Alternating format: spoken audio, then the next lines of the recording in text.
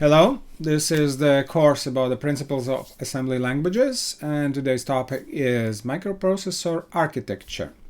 What we are going to talk about today is how the processor, the central processing unit, sometimes it's called a CPU, is built, or rather what are the main components, the important devices that it has, and why is it important for people who are actually doing programming. All right. Okay, so if we look at the processor, sometimes I'm asking the students what are the most important devices, and students give me all kinds of answers, including the motherboard or the power supply or even the box, because if there's no box, then hey, how can you have a computer?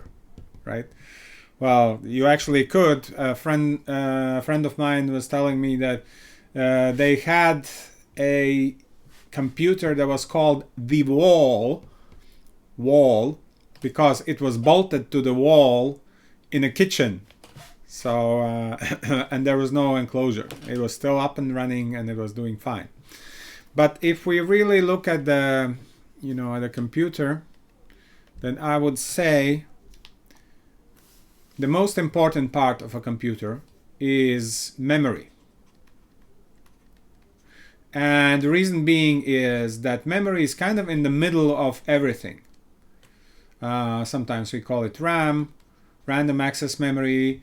There could be different kinds of memory. There could be read-only memory as part of the memory, perhaps, and so on. But nevertheless, it is in the middle of everything because there are devices that are talking to it, such as the CPU, central processing unit.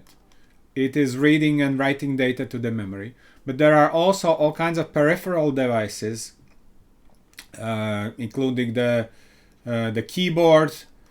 If we have a keyboard for our computer, for the small devices, we may not have a keyboard, but nevertheless, we may have some sort of little knobs that may perhaps directly talk to a controller that writes to a memory. Then we have the screen, the video card, if you will, whatever the video card is, that is also talking to the memory quite often, and then is drawing the pretty pictures, on the screen or whatnot. And any kind of other devices, there could be, for example, a sound card that plays the music to our speakers. So what the sound card really does, it looks up, hey, where's the block of memory that has the sound that I could play, right? Of course, the processor, the CPU, needs to write that block first to prepare it for the sound card. But once it's done, it's just telling sound card, hey, you can play it now. And then for the rest of it, the sound card just takes it from the memory and plays it, and we have all this great experience of having the sound. In the meantime, the CPU can do its own things. He doesn't have to bother with servicing all these guys around the computer. So, but the memory is in the center of it, right? So the CPU, the main purpose for the CPU is to compute, right? So what it does, it looks at the instructions one at a time, right? Most likely, if it's a single issue CPU, it takes the instruction and it does whatever the instruction tells it to do, right? It doesn't have the notion of the program as a whole. All it does, it really executes the step that needs to be executed. It doesn't know much about what happened before. It doesn't know what happened after. But what it could use the memory to see what happened before, or rather to use the values from what happened before. And the registers. And registers are like a small but very fast memory that the CPU has access to. Right. All right. So there are other devices. There are sometimes coprocessors or serial port devices, analog to digital, digital to analog, and so on, but we're not going to cover those in this class. And there's a different class for that. So let's talk about RAM first, random access memory. If we look at the memory, we could envision it as being, a long table, if you will, or an array of bytes. Okay? Every entry has a byte in the memory. So this is our RAM.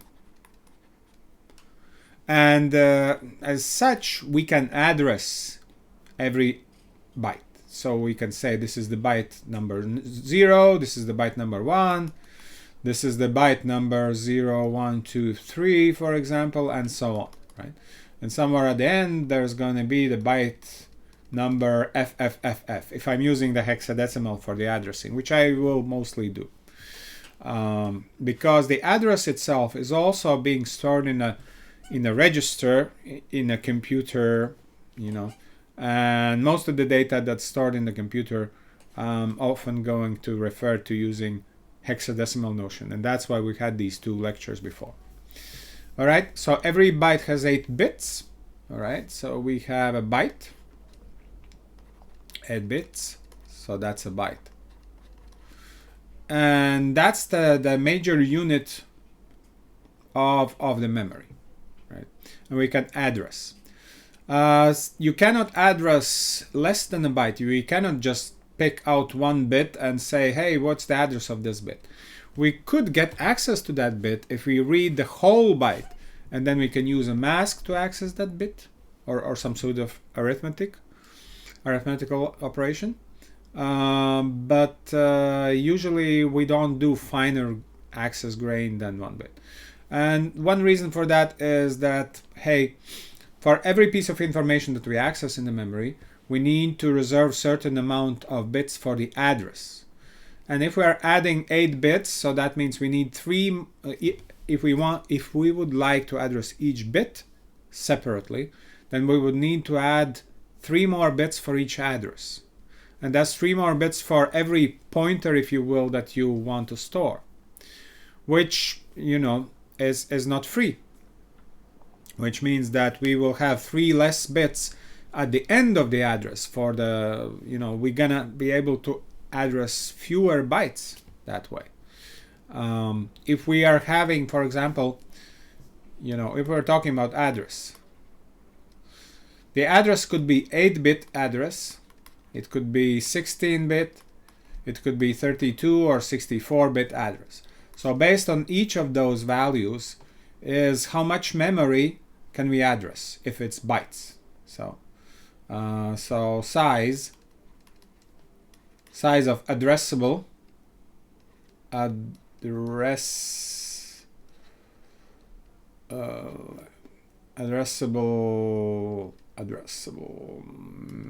RAM would be what? For the 8 bits, it's 2 to the 8, so it is 256 bytes, right? If we were to add bit addressing, so we would have, instead of 8 bits for the byte addressing, we would have 8 minus 3, so that's 5 bits. So we would have, only 32 bytes plus 8 bits. And that's, that seems like a waste, because often we don't need to do the bit addressing. Often bytes are fine, right? So we don't do that, right? Some microcontrollers, though, have some sort of ways to address certain bits, but in any case, quite often what you read is the whole byte or the whole word even, which is 4 bytes usually, and then you deal with those bits within that word, okay? So for the 16-bit addressable memory, the size would be something like 2 to the 16. So this is, a bigger number. For the 32 is, so how big this number is? So this is roughly 64K. That's how I'm gonna write, okay? For 32-bit addressable, it's 2 to the 32, and for the 64, 2 to the 64. So that's a lot already. Okay, so this was 64K. For the 32, that would be how many bytes? You can use megabytes if you will. I mean, it would be 64 multiplied by 64. It would be 64 squared megabytes. It will be actually 2 to the 32. Yeah, I mean, we had 2 to 16 64.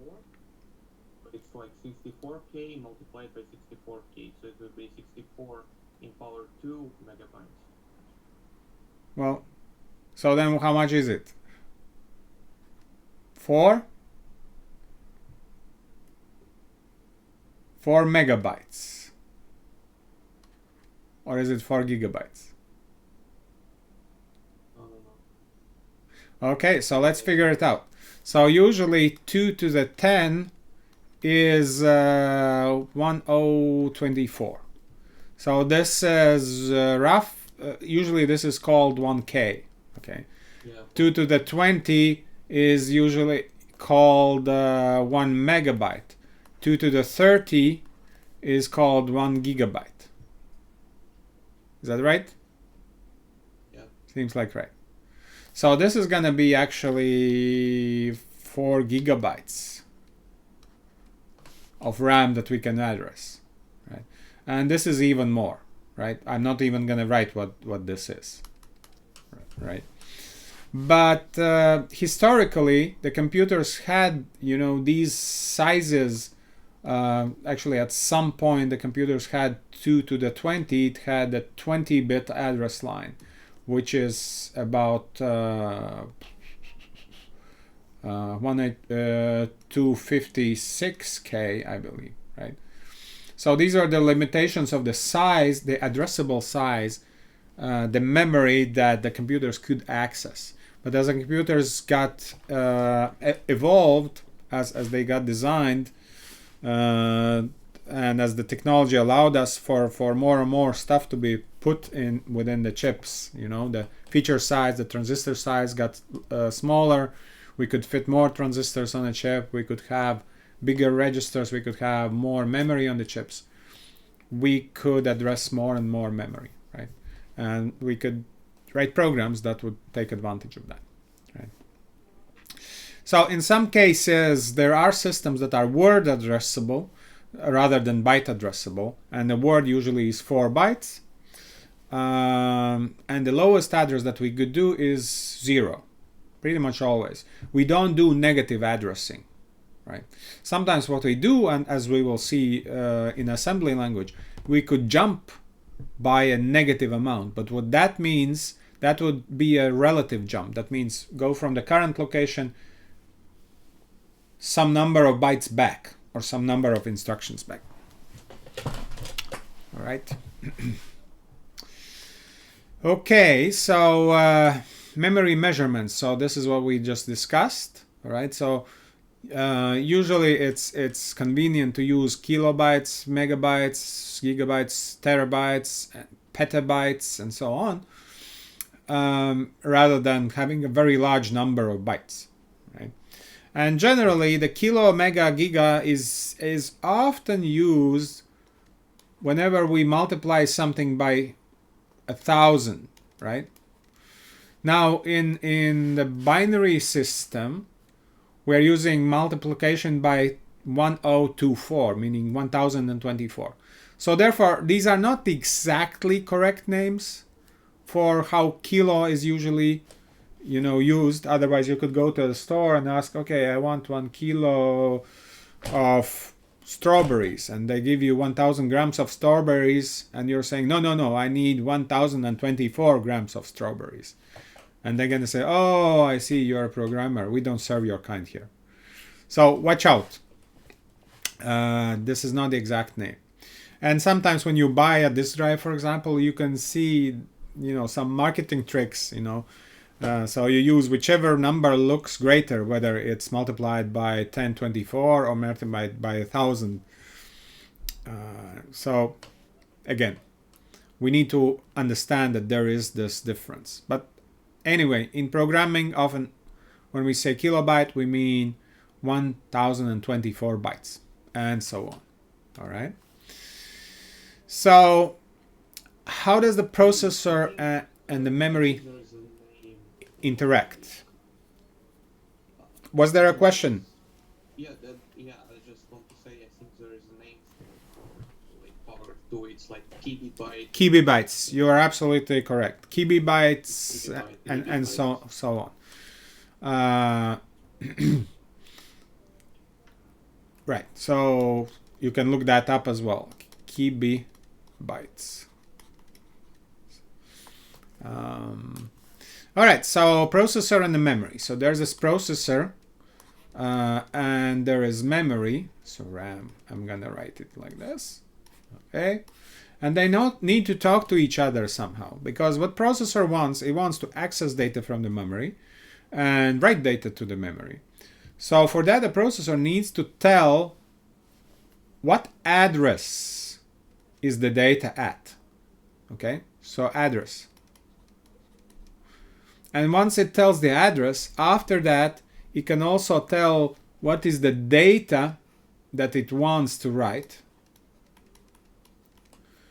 Or the memory tells what is the data at this address. So apparently there's also going to be something that tells whether we want to read or write to the memory.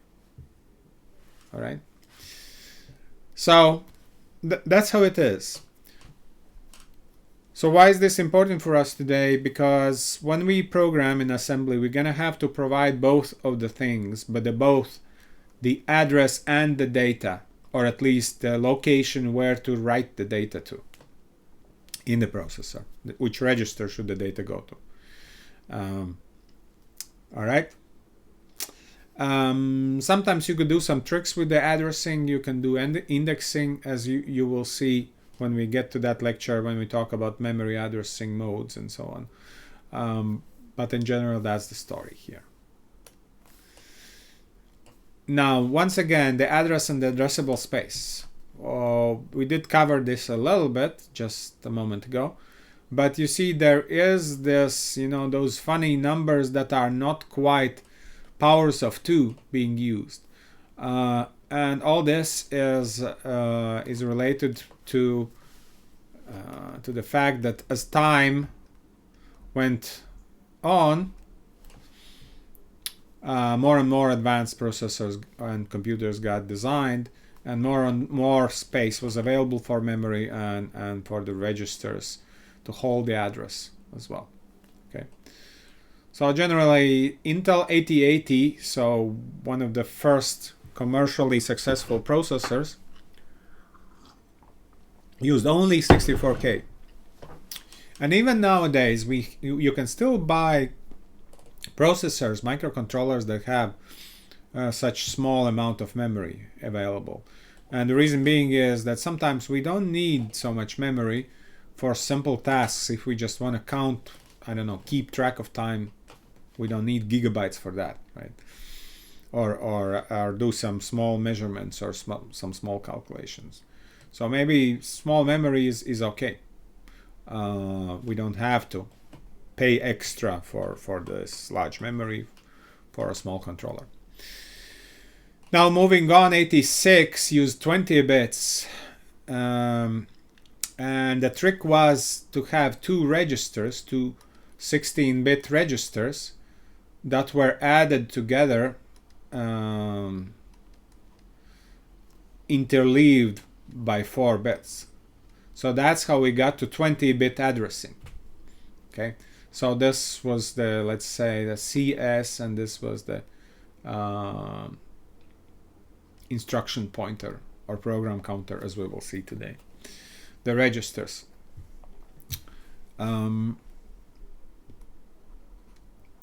So the memory was divided in so-called segments, and for that we had the segment registers in the x86 architecture. And then we had the index registers, such as the instruction pointer for the that points to wherever our program is when we execute it. Okay, wherever the current instruction is located, and so on. And then more and more computers got designed and more memory we had accessible. Right. So what are the tasks that the processor needs to do in order to compute, to perform computations? So first it needs to get the instruction. So it needs to fetch the instruction. Once it gets the instruction, so instruction is like a bunch of bits. So quite often it's 32 bits for the ARM architecture, at least, right? For some other architectures, you can have varying number of bits, right? And then it needs to decode this instruction, because the instruction most likely is going to have the type saying what is it? Is it addition? Is it multiplication? Is it a branch instruction or something else? Then it's going to have some other information, probably some data that needs to be used. For example, it's going to say the source register 1, source register 2, and destination register, right? So it could be an instruction add r destination, r source 1, r source 2, meaning that these two get added and the result gets placed in the destination register, right? So when the processor has decoded this instruction, then it can do the actual addition. So we're saying it's executing the instruction at this point. And as part of the execution, it can do different things.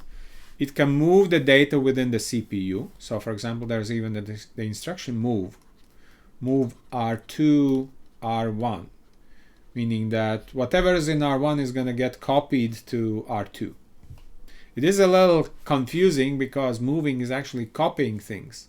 It's moving the value, but the original value stays there as well, right? It can do data conversion using logic or bit operations. It can do arithmetic, such as adding or subtracting. It can do the flow control, meaning that if this is our program and we are right here, and right here we have a branch instruction, branch, let's say +4, meaning that we want to go to actually 4 instructions forward, right? It could work with the memory, so we could have the load register or store register instructions, or it could do special instructions, so-called the privileged or system control instructions that are needed, for example, for when the computer boots up, to set up the memory structure, to set up how the memory is going to be protected, how the virtual memory is going to work, and so on. The things that the operating system is using to set up the working environment, and the typical applications are not allowed to use these instructions usually, right? So that we can provide this protection for the typical instructions, for the usual programs, so to say. Are there any questions or comments, perhaps?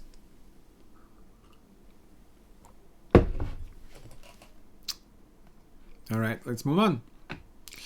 So registers. So registers is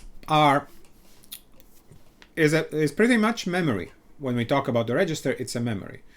For the ARM, we're going to have 32-bit registers. So let's say this is a register 1. Okay. And it can hold value. And remember, we were talking about the 2's complement. So this is how much space we're going to have for the 2's complement when we want to store its value in the register. All right. The size of the register will depend on the CPU that we're using. It could be 2, 4, or 8 bytes. There are some processors that are very large. Data word, for example, could be 128-bit long.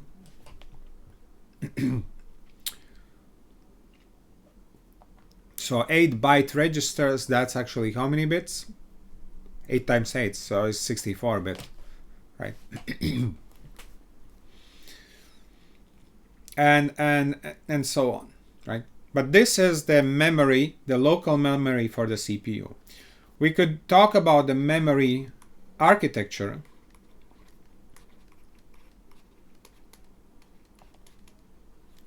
Meaning that I'm going to draw a triangle here, right? And the higher we are in the triangle, the more speed we have. Okay? But also the same goes for the cost. And the space and the size. Size meaning the size on the chip. All right. But the lower we have, the lower we go, the more space we have, or size. So let me rephrase. So the more kilobytes we have, kilobytes, megabytes, and so on. Right. So the fastest memory you can have are registers. And then somewhere here we have RAM, random access memory, right? And then somewhere here we're gonna have the, I'm gonna move this over a little bit so that it's not interfering with us. So we're gonna have hard drives, including SSDs nowadays. And here we have CDs, DVDs. And somewhere down below we have paper and actually tapes, magnetic tapes, and then paper. You know, long time ago we used paper with holes that to encode the programs for the computer to read them. And even we could go to stone tablets if you wish, right? So the moral is the registers are really fast, but they are really expensive, right? So we can't afford to have a lot of them, and they take up more space than RAM, right? So therefore, we're gonna have a number of registers, not too many. We're gonna have 16 or 32 registers usually for a RISC CPU. Or along these numbers, right? Maybe a little bit more or fewer depending on the processor. But for the memory we can have kilobytes and megabytes and so on. Now, perhaps you have heard about the Moore's law. And the Moore's law says something like this, you know. Every 18 months, the performance of the performance, so this is the performance, or rather, or size, the feature size, you know, the transistor count and things like that. So in other words, the performance of the CPU is doubling every 18 months. So this is time, usually in years. The processors become faster and faster, right, using different kinds of technologies. And every once in a while people say, oh, now we have hit the ceiling, we cannot go faster anymore. And then people figure out, okay, we can do things differently and we can do things faster. The people started out building computers using relays. So these are magnetic coils that are, you know, if you turn it on, it attracts metal or releases metal, and it closes some contacts. It's basically a big switch, electromagnetic switch. So those were big and bulky and made a lot of noise when they were switching. So then people figured out, okay, we can do the, you know, tubes, the electronic light bulbs, except they are not, they look like light bulbs in a way. They have a little bit of something glowing inside, but that's used for heating up things actually, right? But it has the glass cupola around it, and the whole thing is working like an electronic switch. It can work much faster than those relays, but it still takes a lot of space, and it heats up, So then people figured out, hey, we could use transistors. And then they built computers out of the transistors, and then they figured out, okay, we can make them smaller, more than one transistor per device. So we could have chips with many transistors. Then we can have the VLSI. Then we can have, so we had what? We had tubes. We had relays. We have transistors. Then we can have chips. VLSI stands for very large semiconductor integrated circuits, if you will, right? And then they built bigger and bigger and bigger chips with more and more transistors per space, right? And now they're trying to get the performance in various different ways, including, hey, maybe we can do more than one core per the chip. We can have several cores. Maybe we can do things in 3 dimensions rather than 2 dimensions. Maybe we can, come up with a smarter transistors and so on, right? So that's the tendency for the Moore's law. But my point is that besides this CPU, there's another line that we could draw, and this is for RAM. And the problem with the RAM is that even though it's also becoming bigger and bigger and faster with every year or every 18 months, if you will, it's not doubling. So the gap between CPU and RAM is increasing. So this is increasing. And even though the CPU can be very fast, the RAM cannot keep it up. So what is the CPU going to do without the RAM? The good news is that there are registers, so it can deal with the registers for some time. But nevertheless, still RAM is slow. So we need to do something in between. And that's when people figured out, okay, we can do faster RAM that's going to be more expensive, that's going to take more space, but at least it's going to be faster. And use it between the CPU and RAM. And that's where the cache memory goes.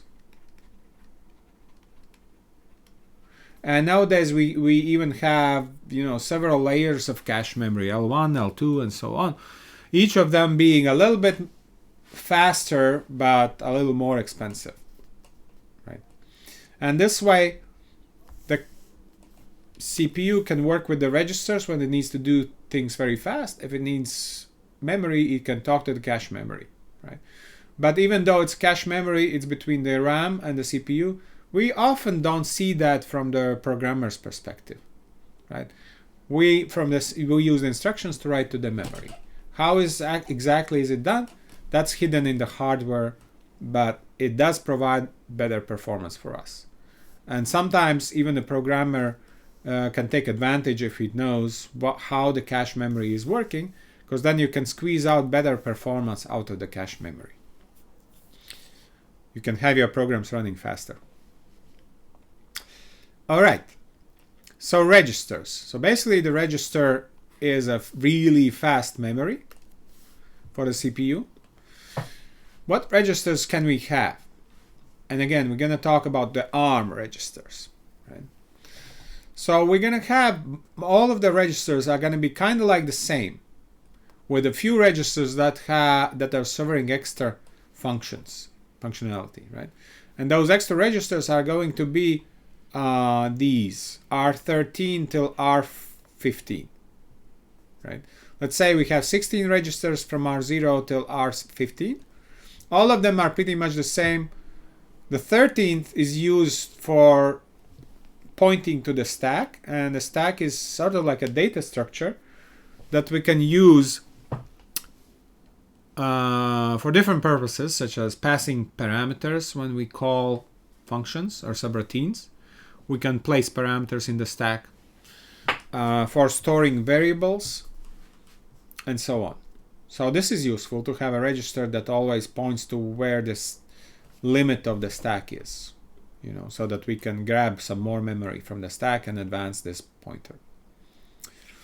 Now, the link register is the register that is going to hold the address whenever we call a subroutine. So let's say we are running our program, and here we have a call. We want to call a function somewhere, at some other place in the memory, and then from that function we want to return, right, to the next instruction. So in order to return, we need to save that address. So this address is going to go into the link register, right? And that's why when we call this function knows that linked register has the return address. So that's why it's going to do the branch register link register. So it's like a return, right? So that's the mechanism to save return address. And finally, PC, the program counter, is the register that always points to the current instruction, right? So PC. And after we are done with this instruction, we are increasing the PC, we are incrementing so that it points to the next instruction. Now, since instructions are 32 bits long, then the PC is often going to be incremented by 4. All right? So,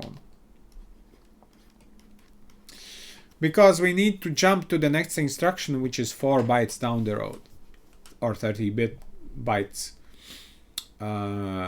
further in the memory. Okay.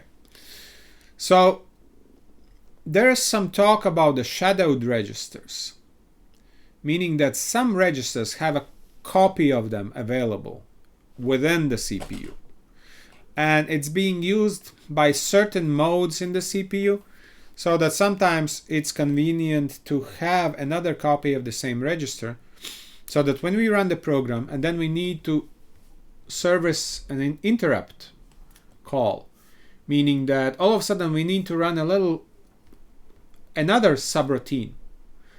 We do not want to lose the values of the registers of the original program.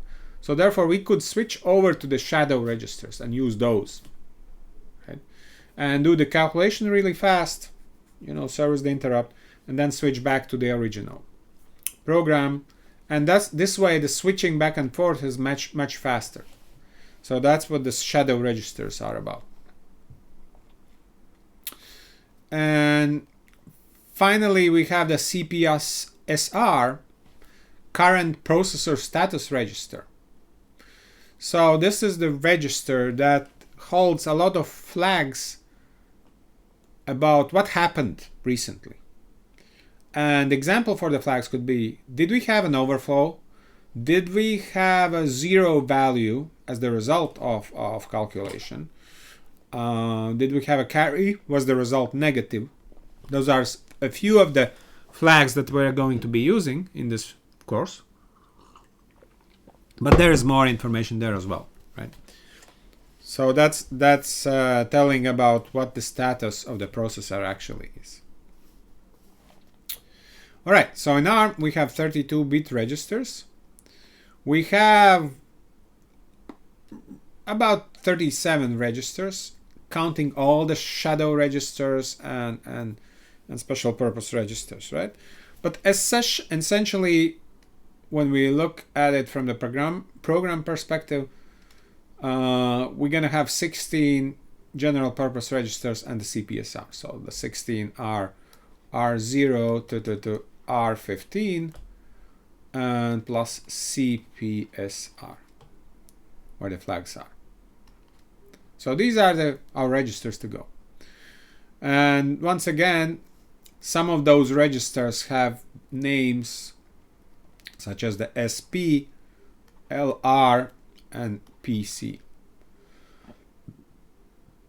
that we can use in our assembly programs. Maybe there are questions.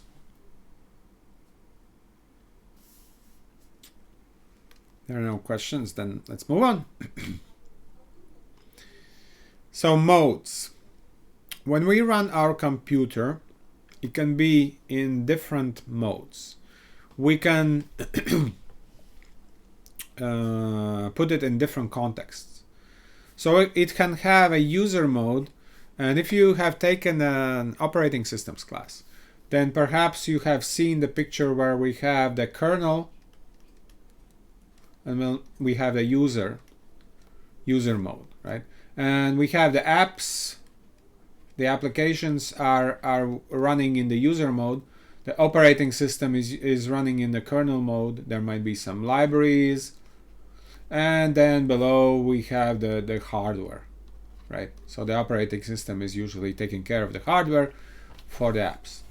So for the kernel mode, we need to be able to do more. We need access to the whole memory, right? We need privileged access and so on. For the user mode, it's sort of the restricted mode where you can only write and read in your own memory, right? So therefore, in the user mode, we're executing simple tasks, simple user tasks, with no privileged operations available.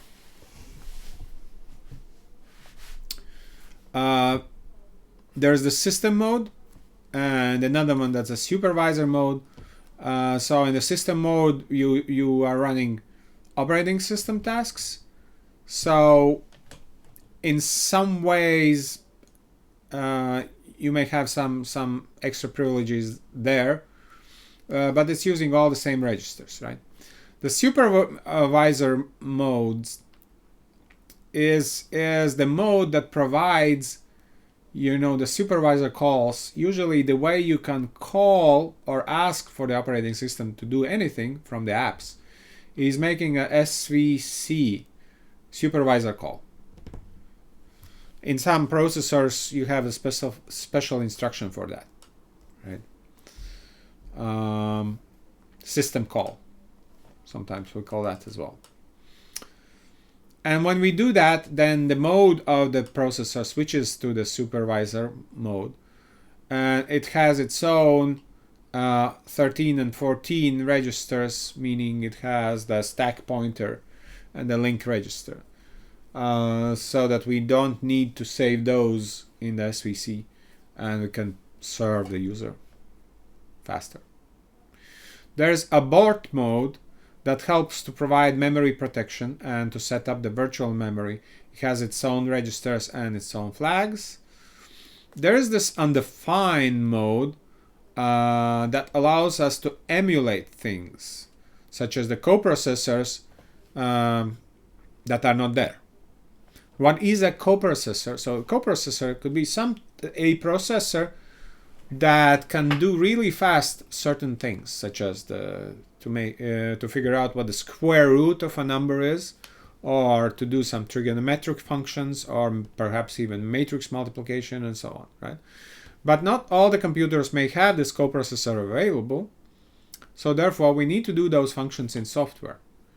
But since we would like to have the same interface to use these features, then you can use the special mode while the software is emulating the coprocessor, right? Now we have the interrupt mode, and when I was drawing this picture where we have the CPU and memory and other kinds of devices here, right? So let's say we have this keyboard. When I hit something on the keyboard, then the keyboard is gonna create an interrupt and send it to the CPU. And there is this interrupt controller in between, I see, that is managing this for the CPU. But eventually the CPU gets to know that the keyboard needs something, right? And then it runs the interrupt service routine, sometimes called the IRQ service, and checks out, okay, so this is the interrupt number 9, for example. So this means it's a keyboard. So therefore I need to read whatever key was pressed on the keyboard. It's going to go read that, place that key in the keyboard buffer, and then it's going to move on. All right. So in order to do these things really fast, because they may happen at any time, there's the special interrupt mode and also the fast interrupt service, right? And the difference between those are that the fast interrupt service has the shadowed registers. And again, so that we don't need to save registers from the original program, we just switch to the shadow registers and use those in the service routine. Okay.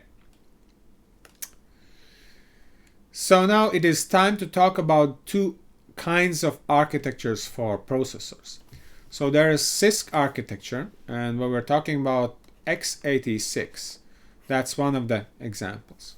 And there's RISC architecture when we're talking about ARM. That's another representative, right? So there are other kinds of processors. Recently there's RISC-V processor architecture becoming more and more popular. That's a processor architecture that has open source design, if you will, right? So anyone can adopt this and even extend its instruction set and so on. ARM is licensed instruction set, and that's how the ARM company is making money. They are licensing its own instruction set. They came up with this architecture.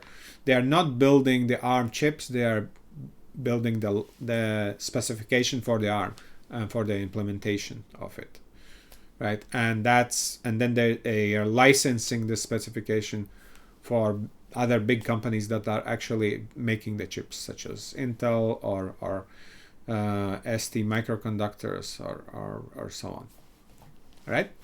But the architecture, so this stands for complex instruction set. This stands for reduced instruction set. And the idea is behind CISC that we're going to have instructions that are very powerful, right? And we're going to implement them in hardware. So there's emphasis in hardware. And as the result, there are some instructions that may need direct access to the memory, or even we need to provide several addresses in the same instruction, such as copying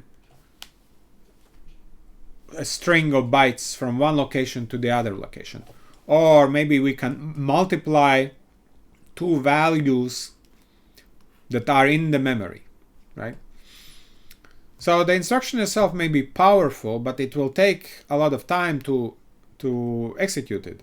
It needs two accesses to the memory in this case, and perhaps even, where are we going to write the result? In this case, we're probably going to write it to a register. But if we use the string copy instruction, then that would take multiple access to the memory. And another drawback for the CISC architecture is that the instructions have different lengths. You could have, 4-byte instruction. You could have 6-byte instruction, perhaps, or 2-byte instruction, right? So as the result, we have this. The benefit is that we have the smaller code size, right? Because each instruction can do more. And we don't need as many instructions to actually implement the algorithm that we need to write. But we're going to need more transistors for implementing the instructions, right? So in a sense, the chip is going to be bigger, and there's going to be less space on the chip for other things, such as memory that might be on the chip, such as the cache memory, for example, right? So the RISC architecture approach is kind of like, let's have a few instructions that are very simple, that are very uniform. If you need to do complex things, you just use more instructions for that. You write a program for that, right? But the instructions are going to be executed much faster than those complex instructions. But what's even more important is you're going to be able to predict better for each instruction, how long is it going to take, right? And it's going to take, each instruction is going to have several stages or phases. You're going to have the instruction fetch. We talked about this a little bit. We're going to have the instruction decode. Then we're going to execute the instruction. Then we're going to write back the result. And then perhaps we're going to do some memory access. So there are like 5 stages for the instruction. This is just an example. There could be more stages, there could be fewer stages, depending on the processor architecture that we're using. But the benefit here is that since all the instructions are sort of the same length, they are all going through these stages. We can start one instructions, let's say instruction 1. Let's say this is move. That is, at the stage it's doing the instruction fetch.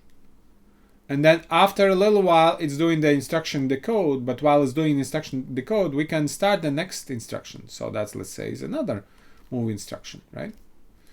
Now, while this guy is doing execute, this guy can do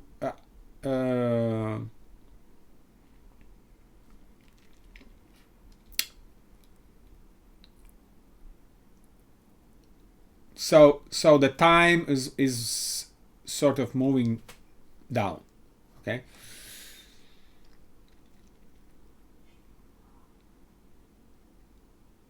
So at the same time, this instruction, the first move, is in the no, sorry, the time is going that way, so this is time, right? So essentially you can pipeline the instructions, right? So as the one instruction is going to go through all of the stages, when it's done with this instruction fetch, you can start the next instruction in the instruction fetch stage, right? So this is instruction decode, this is instruction fetch, this is execute, this is instruction decode, this is write back, this is execute, and so on, right? And we can do another, let's say, add instruction here. That's instruction fetch, execute, instruction decode, execute, and so on, right? And at some point, you're going to see that there are 5 instructions running in parallel already, right? So we can do more instructions at the same time, and that's the big benefit of the RISC architecture. We could not quite do that for the CISC architecture because there are short, there are long instructions, both in the size of the instruction word and also in terms of how long is it going to take to execute each of those. So I'd say the RISC is, even though it's simpler, it's more advanced, right? You can get out more performance out of it, right? And that's what ARM processors are using, right? Now, if we want to see how fast the program is going to execute, right? So if we want to look at the CPU time, well, it's, how many seconds did it take to run the program? Now, what are the seconds made out of? We can check out, it's the seconds per cycle. It's the cycles per instructions, right? And then it's like instructions per program, right? And if we just take one instruction at a time, then this is going to be it. But if we take 5 instructions at a time, then this is going to be, roughly 5 times faster. So RISC architectures are going to have advantage here. All right, so let's talk a bit more about the processor tasks. Okay, and so what does the processor do? The processor is fetching the next executable instruction, while it's performing the current instruction. So instructions are usually considered to be sequential. So the next instruction is going to be at the location plus 4 bytes, right? And the program counter is the register that keeps track of that, right? So that's why we're using the program counter here. Once we have the instruction, we execute it, changing the data in the registers or moving the data between registers and so on, right? As discussed before. ARM architecture is not changing data in the memory directly, okay? So emphasis being directly. The ARM is so-called load store architecture.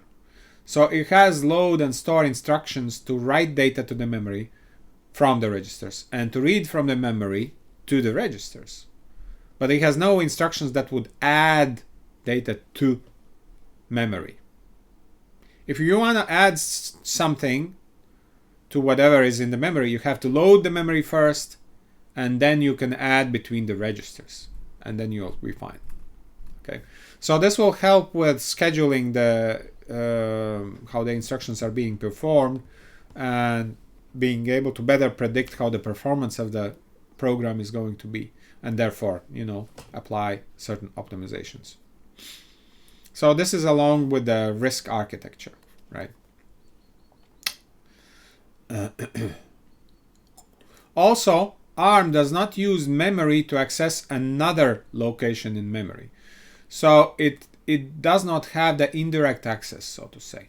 Right? We cannot have a pointer in the memory that will store to another location. So we could have that, but we cannot load it in one instruction, this content of the second location in the memory. Instead, we will have to use load instruction again to load the pointer from the memory, and then we can use another load instruction that is using the register where the pointer is to load that next location. All right, so that's about the load store and RISC, and ARM being a RISC processor. Now talking about the flags, a little bit, there's going to be a slide at the end of the lecture today about the flags, what they are. But, once the processor has executed the instruction, it's also going to take care of the flags. If there was 0 as the result, it's going to set the 0 flag, for example, and so on.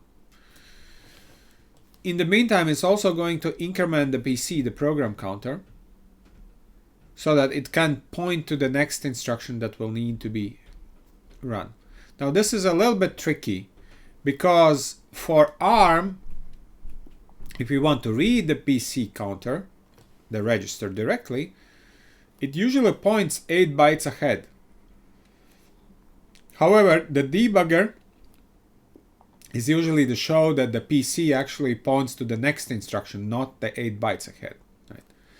So if you are not dealing with the PC directly, if you are not reading or adding directly to that register, then you're fine. You don't need to worry about it.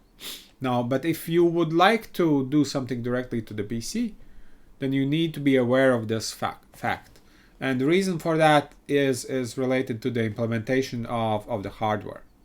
I'm not going to dwell in more details here. You can look it up, I believe, if you're interested. But that's how it is. Okay. Once again, the processor does not execute the program. It executes a single instruction, whichever instruction was pointed at by the program counter, right? And then it moves on. The PC is incremented, and then it executes the next instruction, and then the next, and so on. All right. So it does not know what the program is. Let's look at an example of a program. Okay. So this is typically what you can see when you print a listing of a program after you have compiled an assembly program. Right? What we see here, we see the address. We see the instruction as it is compiled in the machine code. And then we can see the instruction as it was in the program. Right?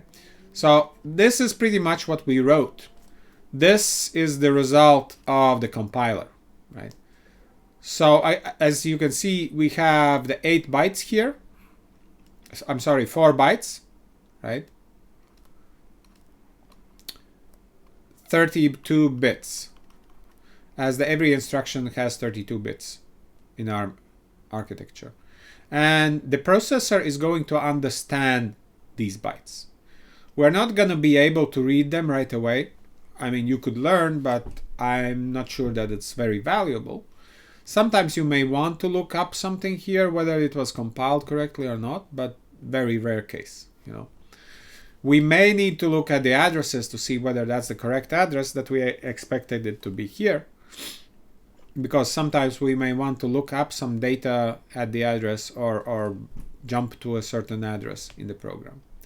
But mostly we're going to deal with the text of the program as we're going to write it and give it to the compiler. And the compiler is going to compile and give all these things. All right. So this is a typical assembly program, a really small one. It has instructions: load register, add between two registers, R2 plus R3. The result gets right into the R2. Load another register in the R3. We're using stack pointer to load these values. And we're using offset by 4 bytes or by 8 bytes from the stack pointer to get the location of the actual, I don't know, is it a parameter, or it could be a variable perhaps, right? Then we add things again, and then we move the result from the third register to the register 0.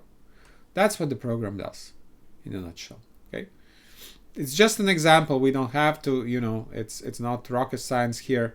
We don't need to understand what exactly the program is meant to be doing here. It's just an example.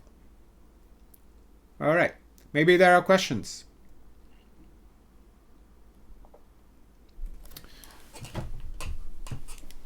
Set of 4. How do you determine it? Like you spoke about 8. Are you talking about this 8? Yeah. How do we determine those offsets?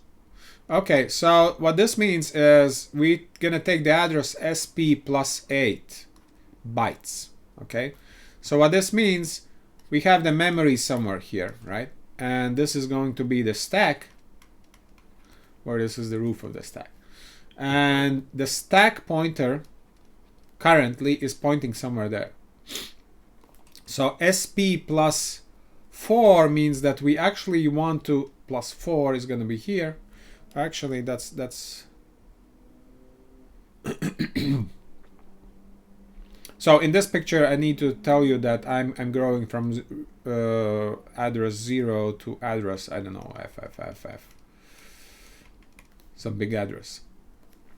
So SP plus 4 will mean that we are actually accessing this memory object, and plus 8 is going to be a this. And these are probably going to be, I don't know, parameters there that were placed there when we call the function, for example. Or these could be variables as well, right? And there's going to be a whole lecture on how to access memory and how to use the stack pointer and other registers, right? But for now, this is just the example of how to specify the address that we want to read from. And we are reading it to the register, the third register. All right? Make sense? Yes, thank you. Okay, good. Moving on.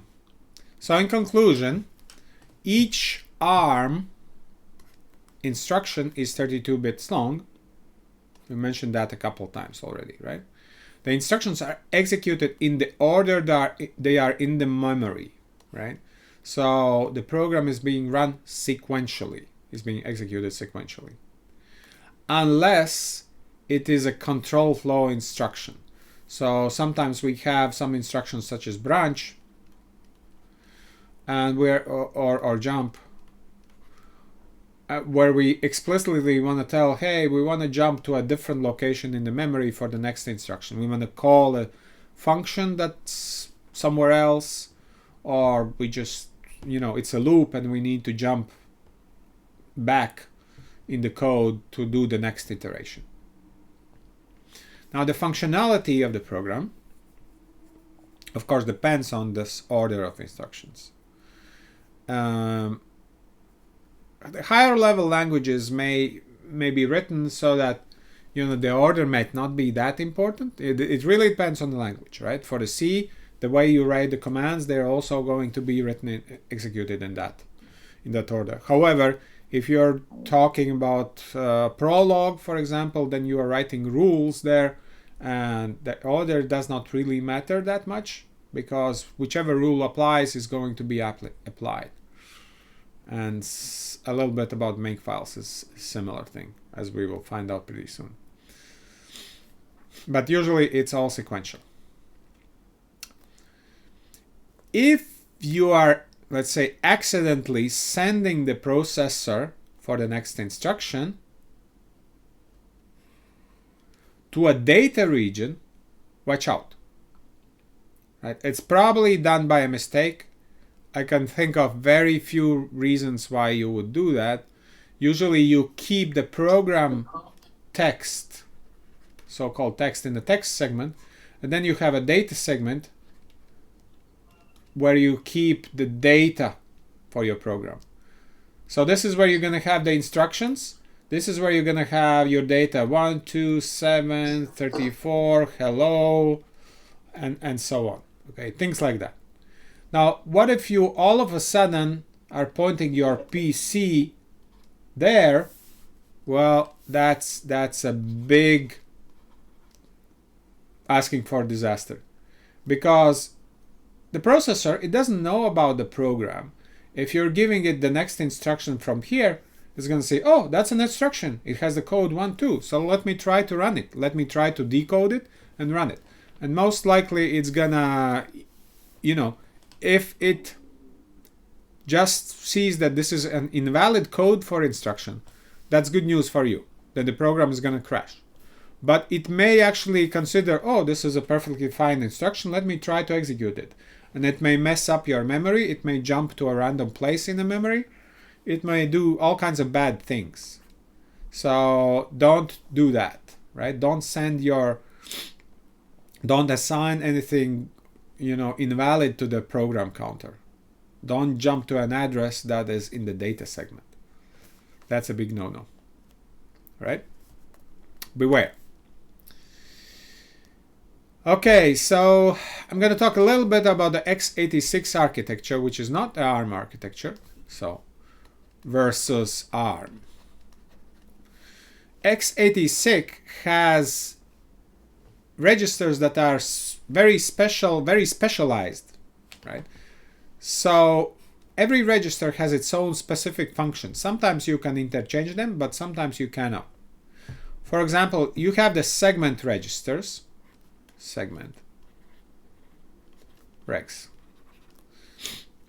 and historically you had a segment register that would you would make the address in the memory, whether for the data or for the program, using the segment register, which is 32 bits, or used to be 32 bits, and then the index or the instruction pointer, which is the same as the program counter, PC, for ARM.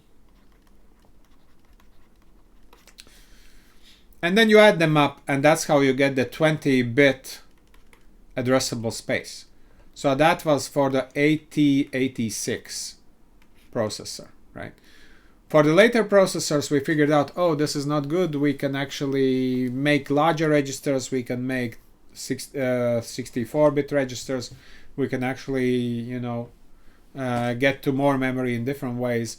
And we're going to use the segment registers for storing some sort of flags for memory protection and so on, right? So the registers are very specific, right? AX is usually the accumulator, meaning that whenever you calculate something, the result is going to AX. We add two numbers, the result should go to AX, right?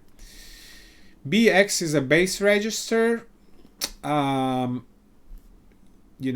wherever our data is being based, where do we get it? There are other registers such as SI and DI, source and destination index registers, source and destination index registers, and those are used, for example, for the string instructions that you set up from where to where should we copy data, in the data segment, for example, right? And so on. So that's one aspect. Another aspect, that you could have the same register with different names, such as we can have AX register, right? Which actually we could divide in two halves, a low and a high register, right? So it's going to be half the size. And then you can have the extended AX register, which also is going to share this AX register, right? And this is again for the historical reasons. Initially there were no, for the 8086 there was no AX register, but then we figured out we want bigger registers to store larger data items and larger memory addresses. Then we're gonna use the AX register. But still we have a lot of old programs that are using the AX register, not EAX register. Well, then we need to keep those old registers there as well. So they kept them. That's a legacy that there is in the x86.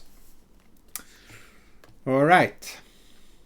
Now, if we talk about the registers for the ARM architecture, we had a little bit of this discussion, but the point is that all registers are equal, right?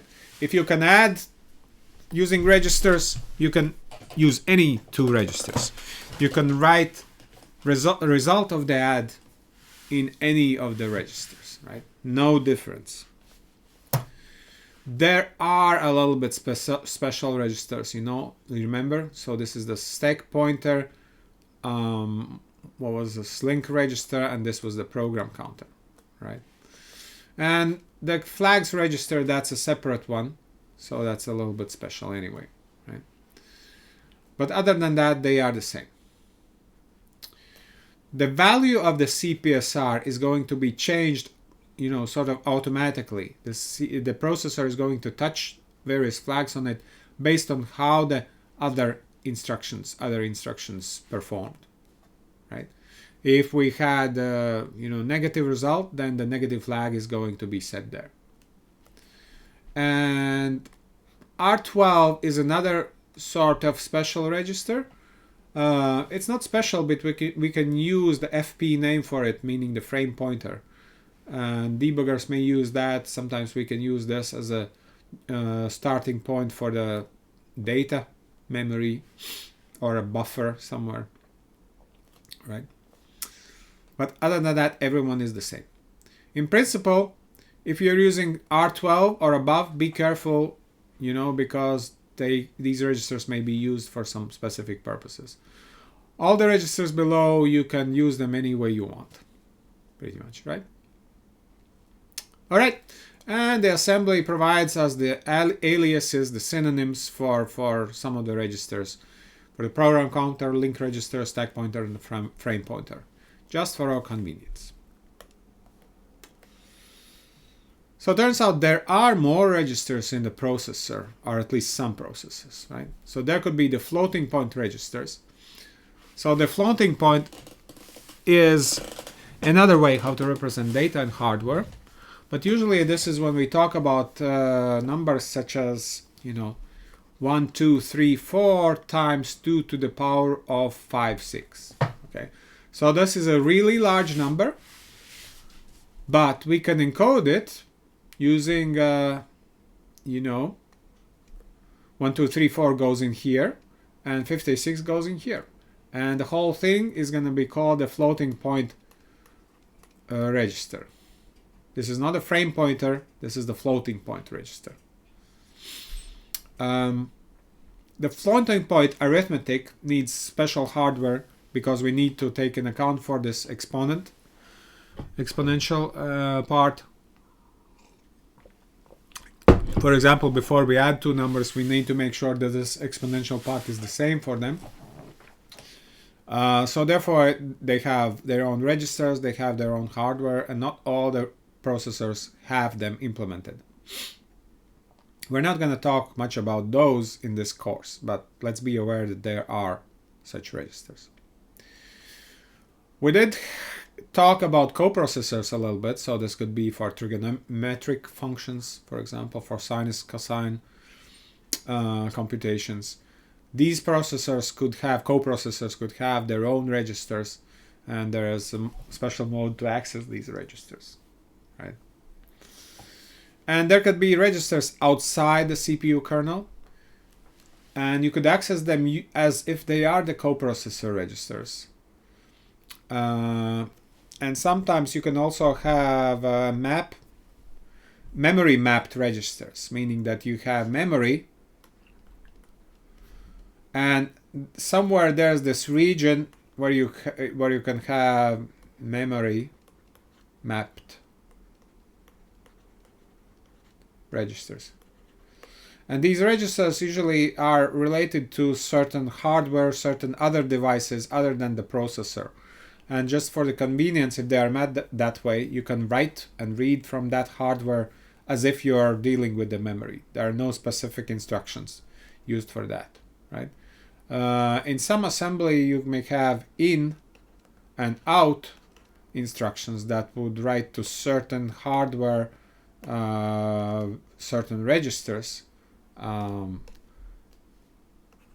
But in modern systems, quite often you can do the memory mapped input and output. All right.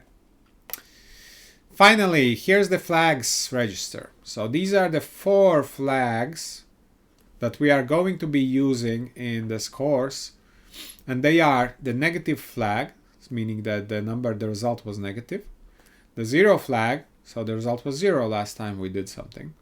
There's this carry flag, meaning that there was carry over the 31st bit, so the last bit, right? If we have 32 bits, so, and let's say we add 2 numbers and we had 1, 1 something plus 1, 1 something, right? Plus.